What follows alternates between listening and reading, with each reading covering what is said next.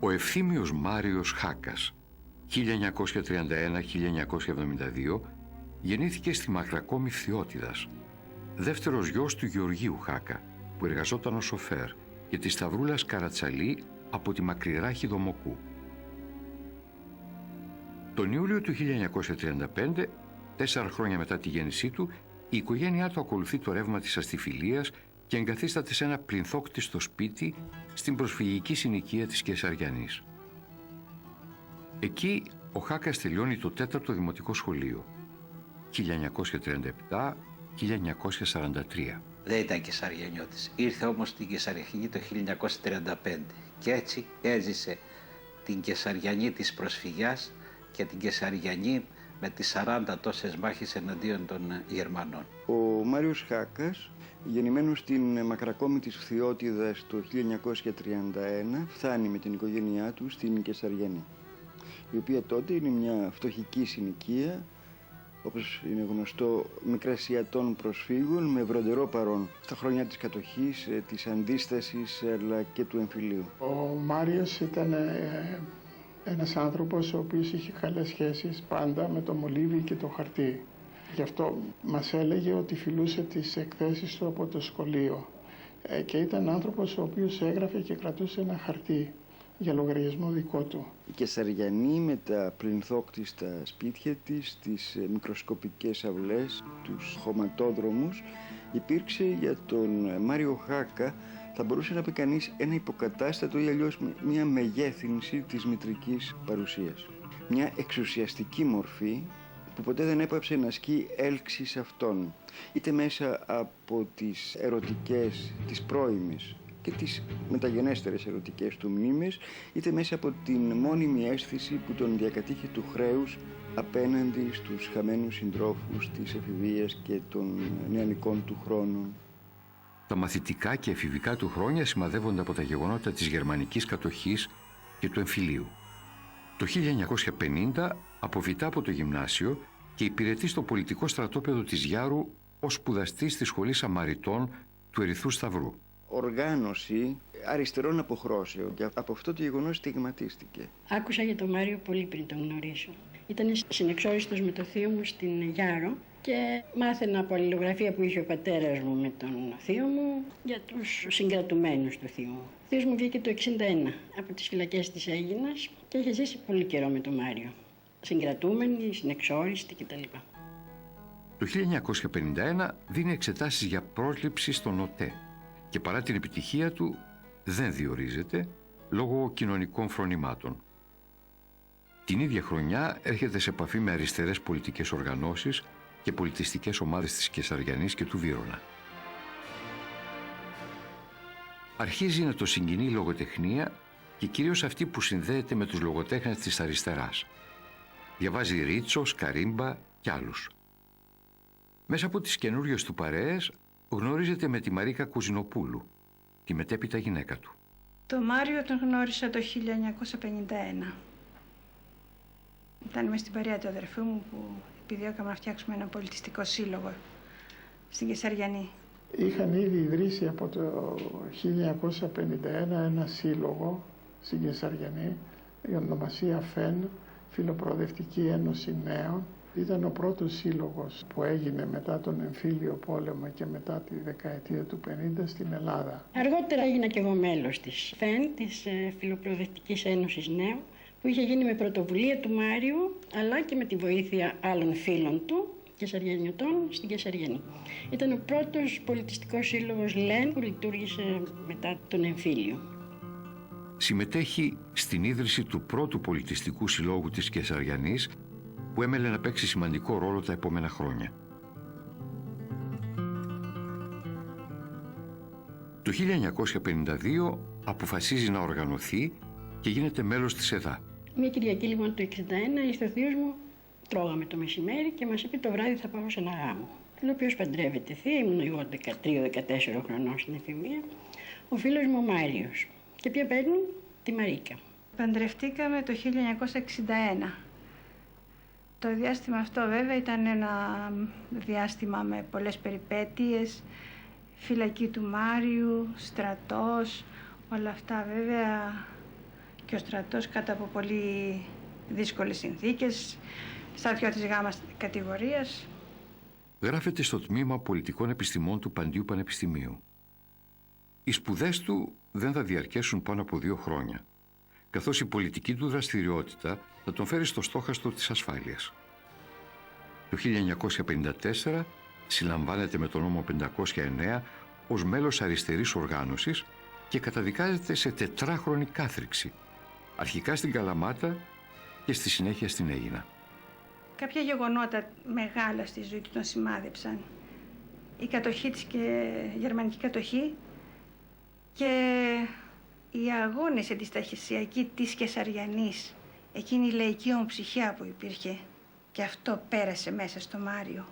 Μετά έρχεται η ήττα. Ήταν έτσι μια τρομερή αντίθεση από τους ενθουσιασμούς τους μεγάλους σε αυτή την πτώση. Συνδέεται με παράνομες αριστερές οργανώσεις. Συλλαμβάνεται, δικάζεται με το 509 και κάθεται 4 χρόνια μέσα στη φυλακή. Εκεί μέσα διαβάζει πολύ, διαβάζει ξένες γλώσσες, διαβάζει λογοτεχνία και αρχίζει να γράφει. Η φυλακή ήταν για τον Μάριο Χάκα, όπως και για όλους τους αριστερούς, ένα δεύτερο σχολείο. Στη φυλακή έμαθε αγγλικά και έκανε τις πρώτες απόπειρες λογοτεχνικής δημιουργίας, γράφοντας ποίηματα και διηγήματα. Ο Μάριος Χάκας αποφυλακίζεται το 1958 και πηγαίνει στο στρατό, όπου υπηρετεί τη θητεία του ως στρατιώτης 3ης κατηγορίας, μουλαράς.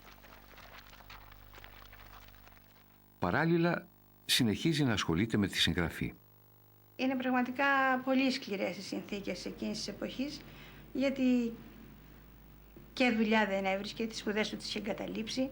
Το 1960 αποστρατεύεται και πιάνει δουλειά σε εργοστάσιο πλαστικών ειδών, αρχικά ως πλασιέ και στη συνέχεια ως υπάλληλος στο πρατήριο. Πρώτα πιάνει δουλειά σαν πλασιέ σε πλαστικά είδη. Ο χρόνος έτσι πάντα τον κυνηγάει. Μέσα στην αποθήκη που ήταν στο πρατήριο, πολλές φορές μου λέγε μεταξύ 2 τιμολογίων, μου λέει γράφω 5 σειρές. Αμέσως μετά την αποστράτευσή του, το 1960, ο Μάριος Χάκας ενεργοποιήθηκε στον χώρο της αριστεράς και έγινε ενεργό μέλος της ΕΔΑ, αναπτύσσοντας αξιόλογη ιδεολογική, κοινωνική και ταυτοχρόνως πολιτιστική δραστηριότητα και διαισθανόμενος τις πρώτες εσωτερικές συνειδητοποιήσεις για τον τρόπο λειτουργίας του κομματικού μηχανισμού. Από τις αρχές της δεκαετίας του 60, ως μέλος της ΕΔΑ, διατυπώνει τις πρώτες του διαφωνίες. Δραστηριοποιείται στα πολιτιστικά της Κεσαριανής, κυρίως μέσα από την ΦΕΝ, όπου πολλές εκδηλώσεις δεν εγκρίνονται από το κόμμα. Τον θυμάμαι να ζαλώνεται την κινηματογραφική μηχανή τα καλοκαίρια και να πηγαίνει στα τετράγωνα της Κεσαριανής για να προβάλλει διάφορες ταινίες ποιότητας, για να ανεβάσει το επίπεδο του κόσμου της Κεσαριανής. Και η Μαρίδα να τρέχει από πίσω, δεν είχε κανένα πρόβλημα. Να ζαλωθεί ο ίδιος στη μηχανή, να πάει να στήσει το πανί στον τοίχο για να κάνει τις προβολές κτλ. Πρέπει να πούμε ότι ο Χάκας ήταν άνθρωπος ο οποίος ενδιαφερόταν περισσότερο για τα πολιτιστικά αλλά και για τα πολιτικά. Περισσότερο όμως για τα πολιτιστικά. Είχε μία αποστασιοποίηση από την τότε αριστερά. Είναι γνωστή η διαμάχη και οι διαπάλοι που γινόντουσαν κυρίως, έχουν γραφτεί πολλά πράγματα για την επιθεώρηση τέχνης με αφορμή το έργο «Την Αριάγνη» του Τσίρικα. Επίσης την υπόθεση λογοκρισίας και τιμωρίας των διαφωνούντων στη Σοβιετική Ένωση. Ο Μάριος ήταν ένα ψηλό παλικάρι, αλλά αυτό που μένει πάντα στα μάτια μου ήταν ότι είχε μία ευγένεια, αγαπούσε τους φίλους, ήταν ζωηρό το μυαλό του, ατίθασο, θα το έλεγα, και αναρχικό για εκείνες τις φρόνιμες ημέρες που οι αριστεροί ακολουθούσαν τη γραμμή, ας το πούμε έτσι. Ο Μάριος ήταν αριστερός, αλλά ήταν αριστερός αντιπολιτευόμενος στην αριστερά και στον δογματισμό. Η ηρωική εποχή τον σημάδεψε ανεξίτηλα όταν κοιμόταν, όπως λέει ο ίδιος, στα μεταγωγικά πλάι σε τεράστια ευτραφή ποντίκια. Έχει περάσει πια ανεπιστρεπτή. Ο ιδεολογικός μύθος υποχωρεί και τη θέση του παίρνει η σκληρή απαιτητική πραγματικότητα με τις μικρότητες, την μυσαλλοδοξία και τα συμπλέγματα ανθρώπων που την υπηρετούν. Οι σχέσεις του Μάριου Χάκα με την αριστερά οξύνονται, καθώς πληθαίνουν οι διαφωνίες του με την ακολουθούμενη πολιτική της. Ποίηση και πεζογραφία συνθέτουν, τουλάχιστον στην αρχή, το πεδίο των πρώιμων εκφραστικών αναζητήσεων του Μάριου Χάκα. Ο Μάριος Χάκας έζησε σε μια περίεργη εποχή. Η εποχή ήταν το 60, όταν υπήρχε μια άναρχη ανάπτυξη, προσπάθεια ανάπτυξης στην Ελλάδα, η οποία δημιουργούσε και αφιλεγόμενες αντιδράσεις. Από τη μια αυτοί που θέλανε αυτή την ανάπτυξη να γίνει πιο ορθολογική και από την άλλη αυτοί που βλέπουν ότι αυτή η ανάπτυξη καταστρέφει την παραδοσιακή Ελλάδα που ξέρανε. Είναι μια εποχή που υπάρχει προοπτική να αλλάξουν πολλά πράγματα στην Ελλάδα σε σχέση με προηγούμενα. Έζησε στην Κεσαριανή, μια γειτονιά που σηματοδοτούσε την Ελλάδα μετά το 22, την οποία την έβλεπε να καταστρέφεται με πολύ γρήγορους ρυθμούς. Είχε μια οργή μέσα του για το πώς καταλήξανε τα πράγματα, πώς ο αγώνας ευτελίστηκε, ότι και αυτός ο λαός της Κεσαριανής με τις τόσες μάχες που είχε δώσει εναντίον των Γερμανών και του δοσυλλογισμού, σιγά σιγά έφευγε από την Τρόγλη, έμπαινε στις πολυκατοικίες και σαν να αποκοβότανε ο λόρος του από την προσφυγιά, από τα ιδανικά του κλπ. Θα μπορούσε να πει κανείς ότι ποτέ δεν κόπηκε ο ομφάλιος λόρος που συνέδεε τον Μάριο Χάκα με την Κεσαριανή. Η θεματογραφία του αφορούσε κυρίως στα βιώματά του που είχε από την Κεσαριανή. Γι' αυτό όλα του τα διηγήματα έχουν σχέση με αυτόν τον χώρο και με ανθρώπους που είτε σαν νεαρός τους εβίωσε είτε σαν μεγαλύτερος τους εγνώρισε και συμπορευόταν μαζί τους. Ήταν ένας τόπος, η Κεσαριανή, πλημμυρισμένος από ανάμεικτες μνήμες, τόσο ατομικές όσο και συλλογικές, ηρωικές, παραμυθιτικές και ταυτοχρόνως ιδιαιτέρως τραυματικές. Ο ίδιος αισθάνεται ότι ζώντας και μεγαλώνοντας στην Κεσαριανή δεν θα μπορούσε παρά να είναι αυτό που ήταν, δηλαδή ένας αριστερός. Γεγονός που επέδρασε τόσο στον ψυχισμό του όσο και στην μετέπειτα συγγραφική του περιπέτεια. Το δυστύχημα είναι ότι σήμερα η Κεσαριανή είναι λίγο αυτό που πρόλαβε και διείδε ότι θα είναι η Κεσαριανή ο Χάκας. Μια Κεσαριανή που δεν έχει πια ένα γηγενή πληθυσμό, δεν είναι να το κατηγορήσεις αυτό δε και καλά επειδή περάσαν από τις Τρόγλες σε μια πολυκατοικία, άλλαξαν τα πράγματα, αλλά και αυτό παίζει ρόλο στη συνάφεια του κόσμου. Αλλιώς βιώνεις μέσα σε μια πολυκατοικία το γείτονά σου και αλλιώς τον βιώνεις στις αλάνες και στα χαμόσπιτα. Αλλά τα πράγματα τραβάνε αναντήρητα το δρόμο τους και η Κεσαριανή άλλαξε όπως όλη η Ελλάδα. Ο Χάκας λοιπόν ήταν ένας άνθρωπος καθημερινός, ένας άνθρωπος λιτός, ένας άνθρωπος της γειτονιάς, ένας άνθρωπος ο οποίος και τότε δεν ήταν συγγραφέας. Το 1965 ο Μάριος Χάκας κάνει την πρώτη του εμφάνιση στη λογοτεχνία τυπώνοντας ιδίης εξόδης την ποιητική του συλλογή με τίτλο «Όμορφο καλοκαίρι».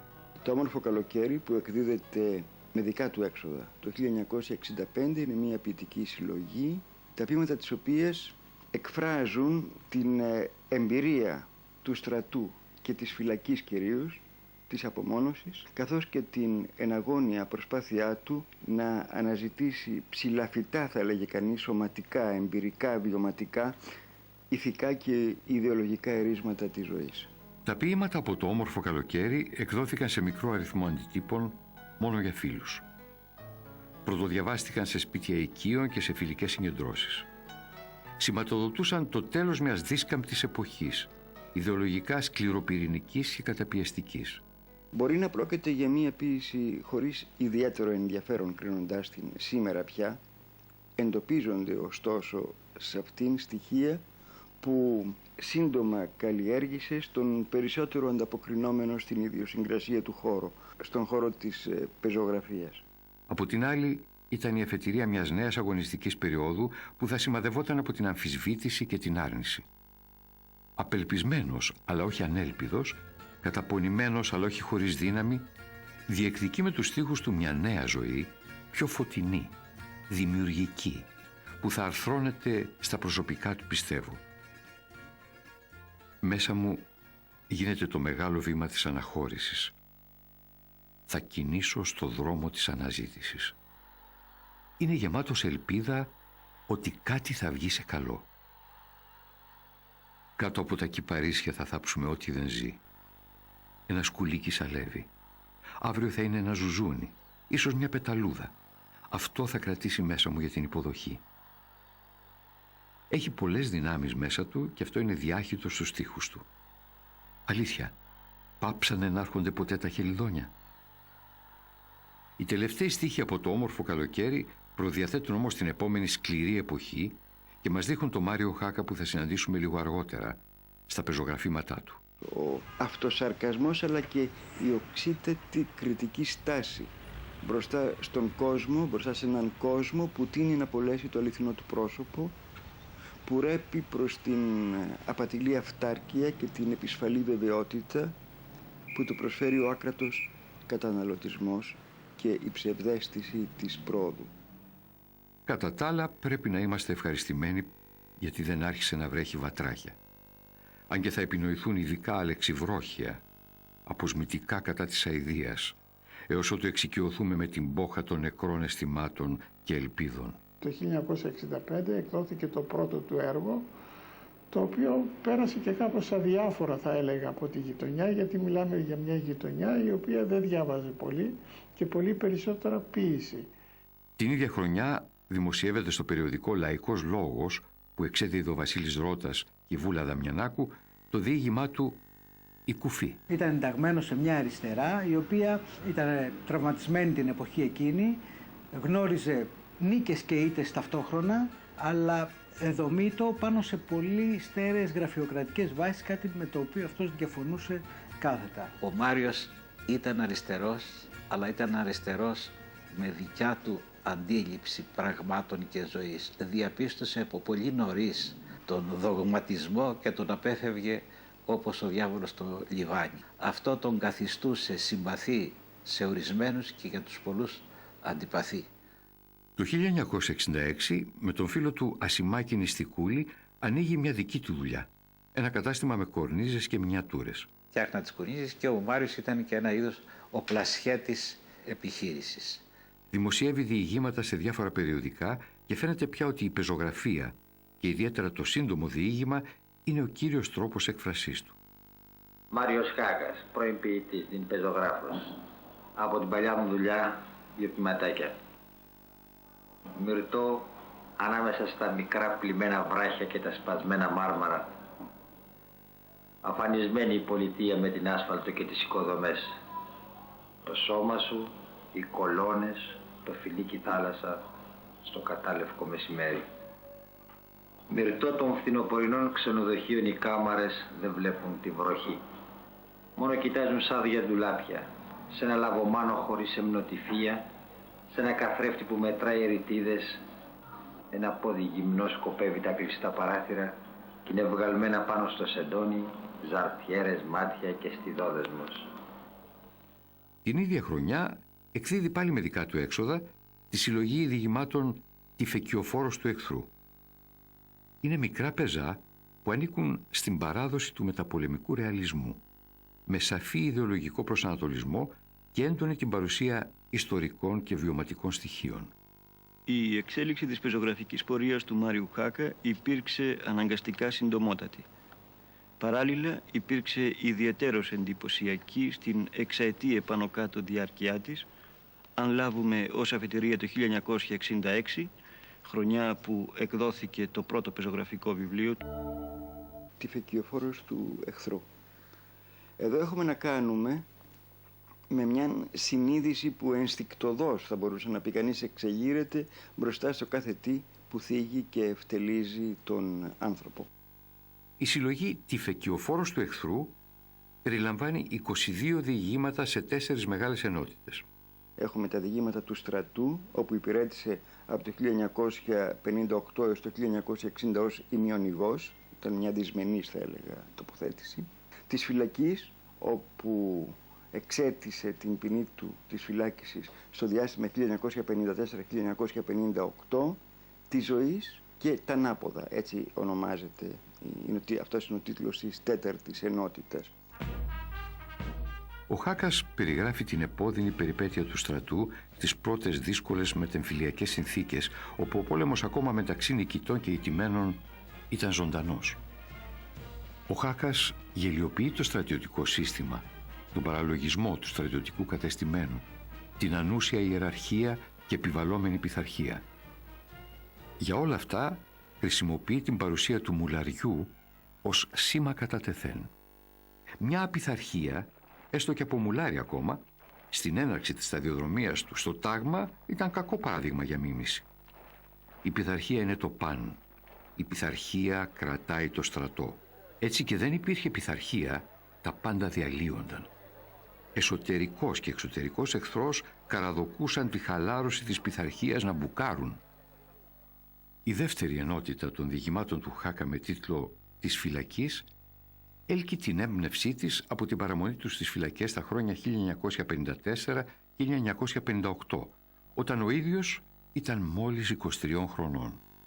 Στα διηγήματα αυτά ο Χάκας περιγράφει την εμπειρία της ζωής του φυλακισμένου, τα πρόσωπα, φύλακες και κρατούμενους, τις επώδυνες καταστάσεις που θυμίζουν στρατό σε ένα άλλο επίπεδο. Εσείς που πετάτε την μπόμπα ή τον πύραυλο ή κάτι τέτοιο, σταματήστε. Εδώ είναι φυλακή. Εδώ είμαστε όλοι φυλακισμένοι. Κρατούμενοι και φύλακες δεν πολεμάμε με τον γνωστό τρόπο. Εγώ τουλάχιστον δεν πολεμάω με κανέναν τρόπο. Εγώ είμαι φυλακισμένος.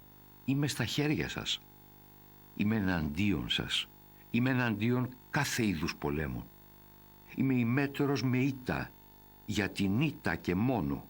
Ημέτερος με ύψιλον, ημέτερος με γιώτα για τη γιώτα, που μου λείψε το κορμί της για χρόνια.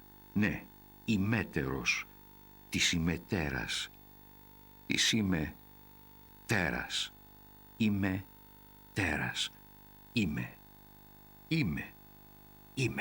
Με το βιβλίο αυτό γίνεται γνωστός και αποδεκτός στους ανθρώπους, θα έλεγα, του συναφιού. Κυρίως με ομοτέχνους του της γενιάς του, της δεύτερης μεταπολεμικής γενιάς. Τα διηγήματα της τρίτης ενότητας από τη συλλογή «Ο τυφεκιοφόρος του εχθρού» υπό τον τίτλο «Της ζωής» είναι όλα γραμμένα σε πρώτο πρόσωπο. Ο Χάκας έχει επιστρέψει στην πολιτική ζωή. Παρατηρεί την κοινωνία που αλλάζει βαθμιαία, τις νέες αξίες, την αλωτρίωση, την κρίση αξιών και αισθημάτων. Και ο έρωτας, αποζητώντας το χουζούρι του, πήγε και τρύπωσε κάτω από στέγη, φωλιάζοντας τον παντρεμένο τα ζεστά κρεβάτια, κοντά σε ανθρώπους που τον έβλεπαν με μια προοπτική. Παιδιά, νοικοκυριό, στοργή, σπιτίσια θαλποροί, αυτοί για την αιωνιότητα. Άνθρωποι θετικοί, παντούφλες, η κυρά με την ποδιά να μπαινοβγαίνει, αχνιστό φαΐ στο πρόσχαρο τραπέζι. Είχανε την ερωτική τους εμπειρία οι άνθρωποι. Γνωρίζανε πως τα μεγάλα λόγια χάνονται στο πρώτο φύσιμα του ανέμου. Και εκείνο που απομένει μόνο είναι η τάξη, το μαχμουριλίκι και τα ρέστα. Αλλά εκείνο που αξίζει να σημειωθεί στην προκειμένη περίπτωση είναι ότι τον γνωρίζει ο στρατής Τσίρκας, ο οποίος εκφράζει ανεπιφύλακτα τον θαυμασμό του για την τόλμη, την εντιμότητα, την ειλικρίνεια και την συγγραφική ιδιοφυΐα του Μάριου Χάκα. Η ματιά του Χάκα πάνω στη σύγχρονη ζωή γίνεται πιο οξία, περισσότερο διεισδυτική στο τελευταίο μέρος των διηγημάτων της συλλογής αυτής, που φέρνουν το γενικό τίτλο «Τα ανάποδα». Οι ήρωές του είναι πια εγκλωβισμένοι σε μια ζωή χωρίς μέλλον. Βρίσκονται δέσμοι της εργασιακής καταπίεσης, των καθιερωμένων κοινωνικών υποχρεώσεων, της απουσίας ελεύθερου χρόνου. Τα πρόσωπα των διηγημάτων του χάνουν την ανθρωπιά τους, τις αξίες με τις οποίες ξεκίνησαν τη ζωή τους. Το κουράγιο τους υποτάσσεται στην αλωτρίωση και το παράλογο. Στο περίφημο διηγημά του «Το ψαράκι στη γυάλα», που θα μπει πια και στα σχολικά βιβλία, αναφέρεται στον συμβιβασμένο άνθρωπο και πώς αντιδρά την πρώτη μέρα της δικτατορίας. Ο ήρωάς του, ένας αγωνιστής που πέρασε τη μισή του ζωή στις φυλακές, με το που ακούει τα νέα περί επιβολής δικτατορίας στη χώρα του, σκέπτεται. Μπα, δεν κρατάει για πολύ αυτή η κατάσταση. Όπου να είναι θα πέσουν. Πώς θα πέσουν? Άκουσε μια φωνή μέσα του. Όπως τα όρημα φρούτα από μόνα τους ή τεινάζοντας το δέντρο γερά. θα τους ρίξει ο λαός, διόρθωσε πικραμένος λιγάκι, γιατί ήταν δεδομένο ότι θεωρούσε τον εαυτό του ένα με αυτόν τον λαό. Ναι, αλλά τότε έπρεπε να κινηθεί προς το κέντρο, εκεί που μπορούσε να διαδραματιστούν γεγονότα, να συμμετάσχει σε αυτά. Δεν μπορώ, σκέφτηκε, προς το κέντρο. Δεν πάνε τα πόδια μου. Όσο κι αν το βλέπω σωστό, δεν πάνε τα πόδια μου. Όμως είχε εκείνο το ψαράκι στη γυάλα. Και ποιος θα αλλάζει νερό? Το φανταζόταν να κόβει βόλτες στο στενό χώρο της γυάλας. Έκανε όλο χάρη κινήσεις, δείχνοντας τη χρυσή του κοιλιά, ότι τα πλαϊνά του πτερίγια. Το στόμα του ανοιγόκλεινε ρυθμικά. Και ξαφνικά η αναπνοή του γινόταν γρήγορη, ασφικτιούσε. Τώρα σπαρτάραγε, πνίγονταν, έπεφτε μολύβι το σώμα του στον πάτο της γυάλας. Έβγαλε το μαντίλι του από την κολότσεπ και σφούγγισε το ιδρωμένο του μέτωπο. Δεν γίνεται, σκέφτηκε, πρέπει να πάω. Έπρεπε να νοιαστεί το ψαράκι. Το μόνο που μπορούσε να κάνει αυτή την κρίσιμη μέρα ήταν να αλλάξει στο ψάρι νερό. Για τα άλλα, τα σοβαρά και μεγάλα, δεν είχε τη δύναμη. Όμως τελικά ο Μάριος Χάκας δεν είναι ένας άνθρωπος χωρίς ελπίδα, χωρίς μια μικρή φλογίτσα να διατηρείται άσβεστη μέσα του. Αυτό το βλέπουμε χαρακτηριστικά στο πρώτο από τα 3 διηγήματα που προσθέθηκαν στη δεύτερη έκδοση του «Τη φεκιοφόρου του εχθρού», με τίτλο «Ένα κορίτσι», όπου μας αφηγείται με ηρωνία και σκεπτικισμό, σε πλήρη αντίστοιξη προς αυτή την αντιηρωική στάση, το ήθος της Μαρίας, εγγονής μιας παλιάς αγωνίστριας. Η Μαρία, ασυμβίβαστη στην ιδεολογία της, με κατασταλαγμένες απόψεις, ενσαρκώνει την οργισμένη διαμαρτυρία των νέων ενάντια στην αλωτρίωση του ανθρώπου.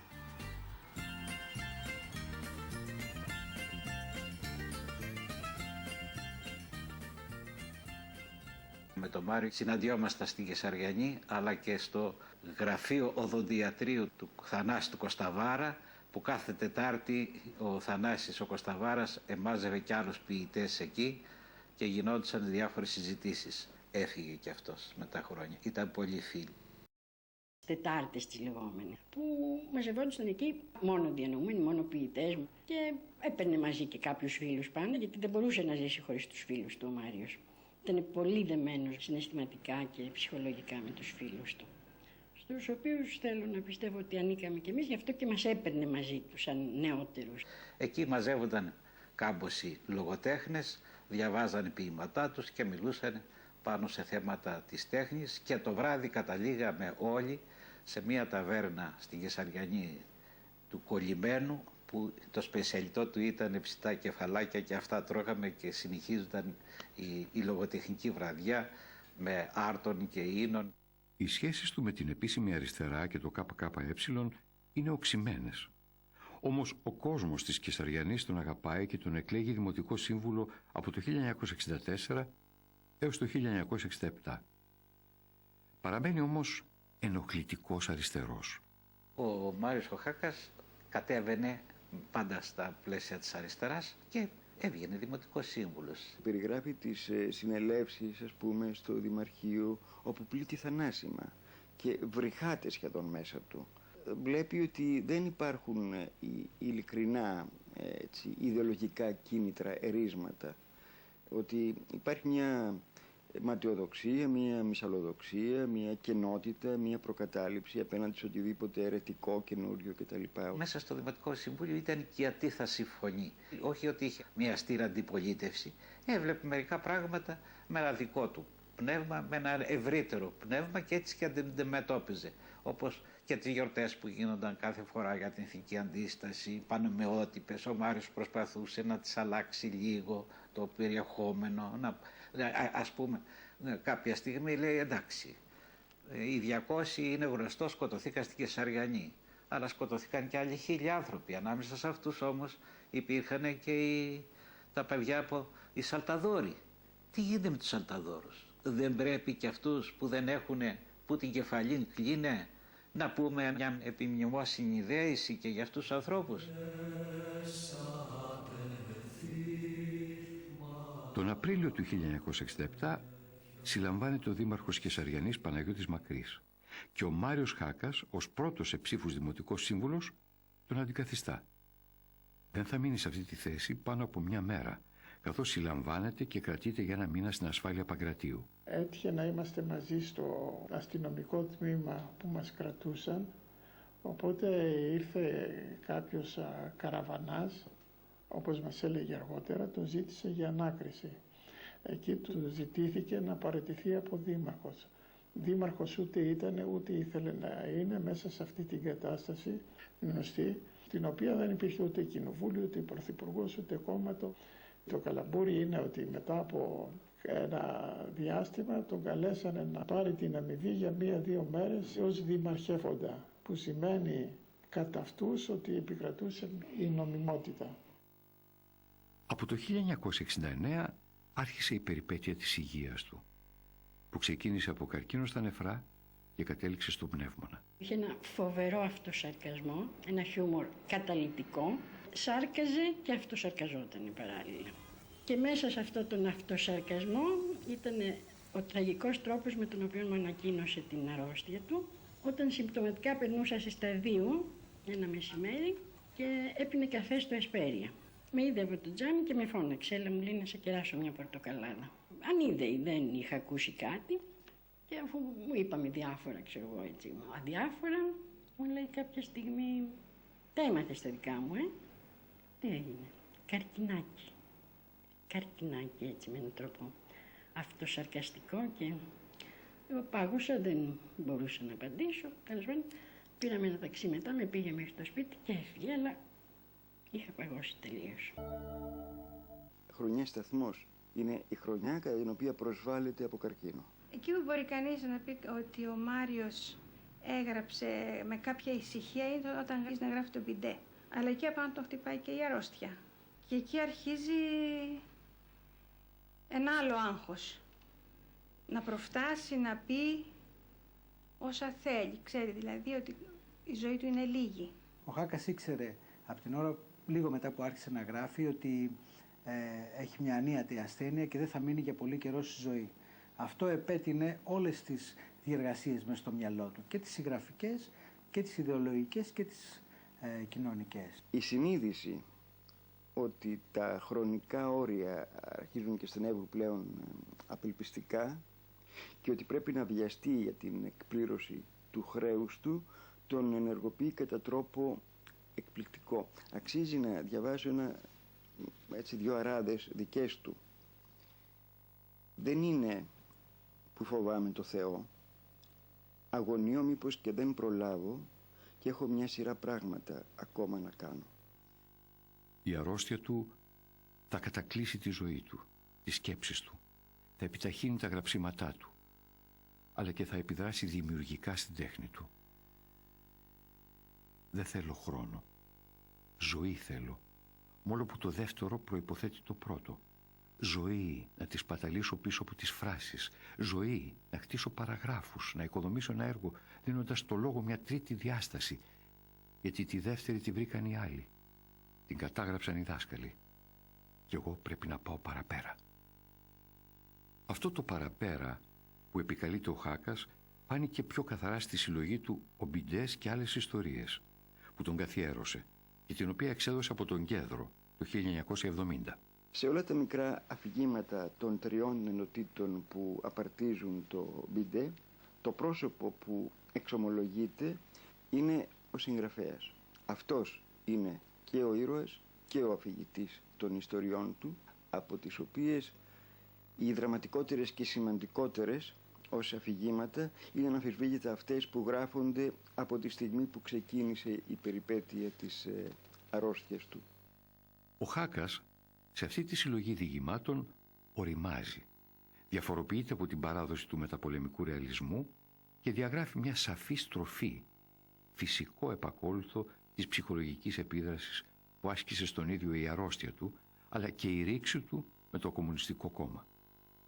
Τώρα βαδίζει προς μια οριμότερη γραφή, αφαιρετική, με επιρροές από το ρεύμα του υπερρεαλισμού. Ο Μπιντές και άλλες ιστορίες είναι μεγάλο έργο για την ελληνική μας λογοτεχνία. η οργή, δεσπόζει το καταγγελτικό, δεσπόζει η πίκρα, δεσπόζει η απογοήτευση, αλλά όλα αυτά είναι υλικά της τέχνης, είναι υλικά ενός συγγραφέα που δεν φαντάζεται μόνο, αλλά βιώνει τα πράγματα και είναι συνεργός και συμμέτοχος σε αυτή τη διαδικασία. Ο Μπιντές και άλλες ιστορίες περιλαμβάνει 22 διηγήματα που ο συγγραφέας αποκαλεί ιστορίες. Τα κείμενα είναι πια πολύ προσωπικά. Είτε σε πρώτο πρόσωπο είτε σε τρίτο, σε όλα μιλάει ο Μάριος Χάκας. Πρώτη στο μέλημα του Χάκα, στα κείμενα του Μπιντέ, είναι η εξασφάλιση ενός σταθερού χώρου. Ενός τόπου που θα του προσφέρει θαλπορή και θα τον περιβάλλει από μνήμες. Έχει ανάγκη από έναν τόπο φορτισμένο ιστορικά, ιδεολογικά και συγκινησιακά. Και ο τόπος αυτός δεν θα μπορούσε βεβαίως να είναι άλλος από την Κεσαριανή, που λειτουργήσε για τον Μάριο Χάκα, όπως πολύ εύστοχα έχει παρατηρήσει ο Παύλος Ζάνας, όπως λειτουργήσε το μπισκότο και το τσάι στον αφηγητή του Προύστ. Ο τόπος είναι παντού Κεσαριανή. Ο χρόνος είναι η δεκαετία του 60, αλλά αλλάζει ο τρόπος γραφής του. Εδώ η αγωνία της γραφής είναι, θα μπορούσε να πει κανείς, βαθύτατα συνυφασμένη με την αγωνία της εσωτερικής ηθικής αποκατάστασης. Ο Χάκας αναζητάει στον Μπιντέ νέους τρόπους έκφρασης. Κατακτάει μια προσωπική γραφή πολύ κοντά στους νεότερους και μοντέρνους συγγραφείς. Η θέση αυτή του Χάκα τον φέρνει πολύ κοντά, θα μπορούσαμε να πούμε, με την αμερικάνικη beat γενιά ή τους Άγγλους οργισμένους του 60, που ενάντια στα κατεστημένα της εποχής, διαφορετικά κατεστημένα, εκφράσανε με ιδιόμορφο τρόπο, λογοτεχνικό τρόπο, αυτή την αντίθεσή τους. Η αμφίσιμη λειτουργία της γλώσσας, η σχετική ή ανύπαρκτη πλοκή στα διηγήματα, ο μονόλογος, η αφαιρετική οικοδόμηση των διηγημάτων με την ύπαρξη ή μη κάποιου κεντρικού ήρωα, η απιστία στο λεκτικό παιχνίδι, είναι δείγματα της θέλησης του Μάριου Χάκα να εξαντλήσει τον προβληματισμό της γενιάς της Ήττας στα διηγήματα της συλλογής. Νομίζω ότι διαμορφώνει πιο πολύ μια δική του ιδιόμορφη γλώσσα, ίσως πιο κοντά στην αγγλοσαξονική, και αυτή η διαφορά αυτή φαίνεται γιατί στην ποίηση, ενώ είναι επηρεασμένος και μέσα στο κλίμα το λυρικό της ελληνικής ποίησης, στην πεζογραφία διαφοροποιείται. Κοντά του θα νιώσει τον ποιητή Θωμά Γκόρπα, που κι αυτός έχει αυτό το αναρχικό ταμπεραμέντο ανάμεικτο με μια λαϊκή ποιητική φωνή. Θα γράψει εν είδη μανιφέστου που τοποθετεί ο ίδιος τον εαυτό του. Γκόρπα, Γκόρπα, ποιος είναι να πάει να το μάθετε. Μόνο εμείς ψηλιαστήκαμε. Μόνο εμείς πήραμε τόσο σοβαρά αυτή την υπόθεση. Γι' αυτό και όλα τριγύρω πολτός, φρενολογικές κλινικές. Από εδώ προκύπτουν τα αναρχούμενα κείμενα, τα γραφτά μας χωρίς κόλλο ούτε μύτη. Δεν υπάρχει για μας κοινωνικό ψεύδος, είτε γιατί ήρθαμε πολύ νωρίς, είτε πολύ αργά. Δεν υπάρχει συγγραφικό ψεύδος, γιατί διαλυθήκαμε μαζί με τα πράγματα. Και πού να κάθεσαι τώρα να συνθέτεις. Η κοινωνική του ματιά, αυτοσαρκαστική, δίνει, ακόμα και χωρίς τη θέληση του συγγραφέα, ένα κοινωνικό μήνυμα, ένα στίγμα εποχής. Έστησα αυτή και κατάλαβα. Όλο το λεκανοπέδιο της Αττικής είχε μεταβληθεί σε ένα απέραντο Μπιντέ και είχαμε καθίσει όλοι επάνω και πλενόμασταν, ενώ εκατοντάδες χιλιάδες καζανάκια, γίνοντας καταράχτες νερού, χαιρετούσαν την πρόοδό μας. Υπήρχε μια διάθεση πρόκλησης, μια διάθεση αντιπαράθεσης με το κατεστημένο από έναν άνθρωπο ο οποίος δεν έχει συνείδηση της ηλικίας του. Υπάρχει ένας, εδώ λέω να μου επιτραπεί η λέξη, ένας κολοπεδισμός, αλλά ένας συμπαθής κολοπεδισμός. Δηλαδή είναι η αγριότητα, αν θέλετε, του παιδιού που δεν έχει καμιά κακία, που ενστικτωδώς αντιδρά. Η αναρχία του Μάριου ήταν το άρωμα της δουλειάς του. Το άρωμα των βιβλίων του ήταν η αναρχία του. Δεν είναι μια αναρχία που σε πιάνει σύγκριο να την κουβεντιάζεις γιατί δεν ξέρει τι της γίνεται. Το 1970 ο θείασος Βήματα του Θανάση Παπαγεωργίου ανέβασε το μονόπλακτο έργο του Χάκα «Ενοχή». Ο σκηνοθέτης Θανάσης Παπαγεωργίου που ανέβασε το έργο θυμάται ότι είχε εγκριθεί από τη λογοκρισία με τη σημείωση να διαγραφούν τα εξής: η λέξη «να χέζεις», η φράση «ποιος ακούει τη φωνή σου εδώ μέσα», όπως και η φράση «η ιστορία είναι πάντα με το μέρος εκείνων που βάζουν τους άλλους μέσα». Στο άλλο μονόπλακτο του Μάριου Χάκα, «Αναζήτηση», στηριγμένο στο διήγημά του «Ο φωτογράφος», υπάρχει πάλι ένα ζευγάρι, άντρας και γυναίκα. Όμως ο συγγραφέας, με μια πιο αναπτυγμένη τεχνική επεξεργασία των διαφιλικών σχέσεων, πραγματεύεται το θέμα της ταυτότητας του ατόμου, χαμένου στα γρανάζια της οντολογικής και κοινωνικής μηχανής που ακροτηριάζουν την ουσία του. Τα κλειδιά είναι το τελευταίο μέρος της τριλογίας του θεατρικού Μάριου Χάκα. Για πρώτη φορά εισάγει την παράμετρο πλήθος, με πολλές αναφορές στο επικό θέατρο. Ο ίδιος χαρακτηρίζει το έργο αυτό ηλαροτραγωδία με πολλά υπερρεαλιστικά στοιχεία. Το Σεπτέμβριο του 1971, όντας σε νοσοκομείο της Γερμανίας, ολοκληρώνει το πεζό του «Τα τελευταία μου». Την επόμενη χρονιά γράφει το «Ένοχος ενοχής» και δημοσιεύει στο περιοδικό Διαγώνιος το εμβληματικό κείμενο «Το Κοινόβιο». Το Κοινόβιο, που κυκλοφόρησε μετά το θάνατό του, είναι η πολιτική του διαθήκη. Ένα κείμενο γραμμένο με κομμένη την ανάσα. Τα γραφτά μου μικρά σαν κουτσουλιές. Στη δεύτερη, το πολύ στην τρίτη σελίδα εξαντλούνται και έπειτα μάταια προσπαθώ να τα τεντώσω. Δεν έρχονται οι φράσεις. Τα αφήνω έτσι όπως βγαίνουν, από σπάσματα μιας τεμαχισμένης ζωής. Ενώ σχεδόν ψυχοραγούσε, έγραψε το Κοινόβιο. Δεν πρόλαβε ο Μάριος ο Χάκας να το δει, να εκδίδεται. Πέθανε στο διαγνωστικό του Πειραιά το 1972. Αξίζει εδώ να αναφερθεί ότι η ιδιοκτήτρια και υπεύθυνη των εκδόσεων Κέντρος, η Νανά Καλιανέση, έχοντας επίγνωση της κρισιμότητας της κατάστασης του Μάριου Χάκα, έκανε ό,τι μπορούσε για να δει τυπωμένο το τελευταίο του βιβλίο, το Κοινόβιο. Στις 4 Ιουλίου του 1972 το βιβλίο βρισκόταν στο βιβλιοδετείο. Πλην όμως ο Χάκας πέθανε τα ξημερώματα της επόμενης ημέρας. Πρόλαβε και είδε όμως τα δοκίμια που του πήγε η Νανά η Καλιανέση. Το Κοινόβιο, γραμμένο μέσα σε απελπιστικά στενεμένο χώρο και χρόνο, σε στιγμές υπέρτατης πνευματικής, κοινωνικής, ιδεολογικής και προπαντός υπαρξιακής κρίσης, αποτελεί τη συγκλονιστική κατάθεση, την μαρτυρία θα ήταν καλύτερα να πω, ενός ανθρώπου που προσπάθησε με νύχια και με δόντια να παραμείνει συνεπής στις αρχές και στις πεποιθήσεις του. Το Κοινόβιο αποτελείται από 3 μεγάλα αφηγηματικά και 5 μικρότερα, που ο συγγραφέας ονομάζει ρετάλια. Στα κείμενα αυτά αναδεικνύεται η τραγική διάσταση και η αγωνία του συγγραφέα μπροστά στο θάνατο, αλλά και η απογοήτευσή του μπροστά στο μάταιο παιχνίδι της ζωής και τις αυταπάτες της ιδεολογίας στο σύγχρονο κόσμο.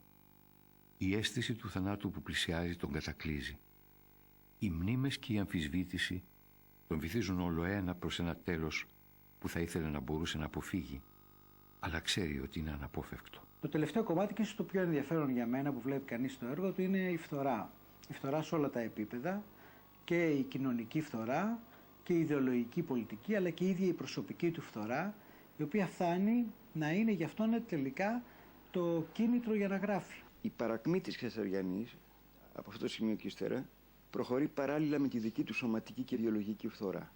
Το ρήμαγμά της, ο απροφανισμός της από τα ιδεώδη και τις αξίες που μέχρι τότε την καθόριζαν και οι οποίες έθρεψαν γενιές, αντιστοιχεί με την δική του οργανική και βιολογική αποδυνάμωση. Ειδικά στο τελευταίο του έργο, το Κοινόβιο, που είναι ένα έργο που ο ίδιος αυτοσαρκάζεται και σαρκάζει όλη τη μέχρι τώρα πορεία του, και την συγγραφική και την ιδεολογική, για να καταλήξει ότι φεύγω και θέλω πριν φύγω να τα ρίξω όλα κάτω και να σας τα κάνω μικρά κομματάκια να τα δείτε. Και αν δεν σας αρέσουν δεν με ενδιαφέρει, γιατί εγώ δεν θα είμαι εδώ για να ακούσω την κριτική σας. Από την άλλη, η νοσηλεία του στο αντικαρκινικό νοσοκομείο του φέρνει στην μνήμη τα χρόνια της φυλακής και τον οδηγεί σε παραλληλισμούς των συνθήκων διαβίωσης τόσο στην φυλακή όσο και στο νοσοκομείο. Μόνο που ενώ στη φυλακή μπορούσε, αν μη τι άλλο, να τρέφει την ψευδαίσθηση ή την αίσθηση, εν πάση περιπτώσει, ότι εκπλήρωνε κάποιο χρέος, εδώ στο νοσοκομείο έχει την απόλυτη βεβαιότητα ότι ο θάνατός του δεν πρόκειται να εξυπηρετήσει κανέναν απολύτως σκοπό. Θα είναι απλώς μια επιβεβαίωση της φθαρτότητάς του. Είναι γλωσσοπλάστης, είναι ήρωνας, είναι καυστικός, χρησιμοποιεί παραβολές, μεταφορές, χρησιμοποιεί λέξεις που δεν υπάρχουν, τις οποίες τις φτιάχνει για να μπορέσει να αποδώσει αυτή την αντίθεση και αυτή την αντιπαράθεση που θέλει να βγάλει μέσα από το έργο του.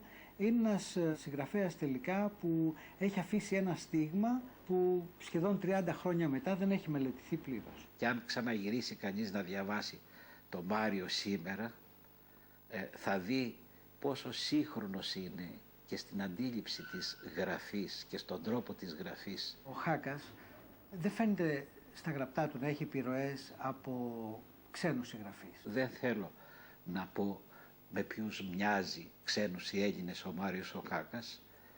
Μοιάζει όμως πάρα πολύ με τον Μάριο τον Χάκα που ήξερε και πίναμε το κρασί μας. Ήξερε βέβαια γαλλικά και αγγλικά, τα οποία τα είχε μάθει στη φυλακή, αλλά δεν έχω βρει σημειώσεις που να δείχνουν ότι πραγματικά είναι επηρεασμένος από συγγραφείς είτε του καιρού του είτε λίγο παλιότερους. Έγινε το εξής παράδοξο με την περίπτωση Χάκας. Ακούστηκε πάρα πολύ τα χρόνια της αρρώστιας του από τον Μπιντέ και ύστερα κυρίως από το 71 έως και το 72, γιατί συνέπεσε η αρρώστια του και ο θάνατός του με τα χρόνια της δικτατορίας. Είχε συγκινήσει πάρα πολύ τους ανθρώπους, τους διανοουμένους και τους συγγραφείς και τους κριτικούς του χώρου της αριστεράς. Μην ξεχνάμε ότι ο Μάριος Χάκας συμμετείχε στην κίνηση αυτή των κειμένων μαζί με άλλους που ανήκανε σε διαφορετικές παρατάξεις, είτε στο κατεστημένο είτε ακόμα και στη φιλελεύθερη δεξιά.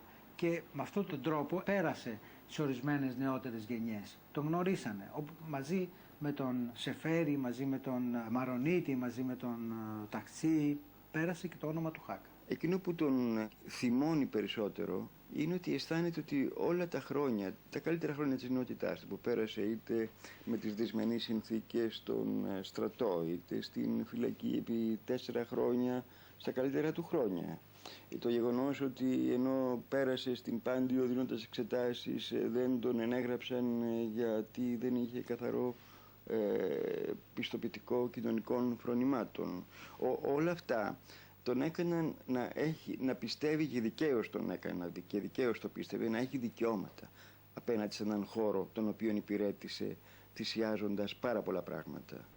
Δεν ξέρω πόσο μπορεί να πει κανείς για τον Μάριο.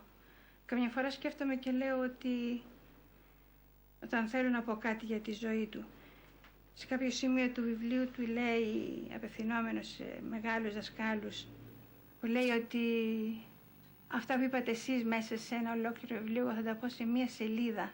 Και εγώ σκέφτομαι τώρα και λέω, αυτό που είπες εσύ Μάρη σε μία σελίδα, εγώ όταν θέλω να μιλήσω για τη ζωή σου, πώς θα το συμπυκνώσω σε μία σελίδα ή σε 5 λεπτά.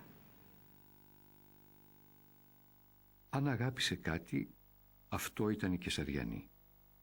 Ανέβαινε συχνά με τους φίλους του στον Αϊγιώργη τον Κουταλά, ένα μετόχι στις υπόρειες του ημιτού για κουβέντα και μεζέδες, ή μόνος του για να γράψει. Είμαστε στον Αϊγιώργη τον Κουταλά, που βρίσκεται ανάμεσα Κεσαριανή και Καρέα, και που καθώς ο Μάριος γράφει στο κοινόβιο, ερχότανε και καθότανε μάλιστα σε αυτό το τραπέζι και έγραφε.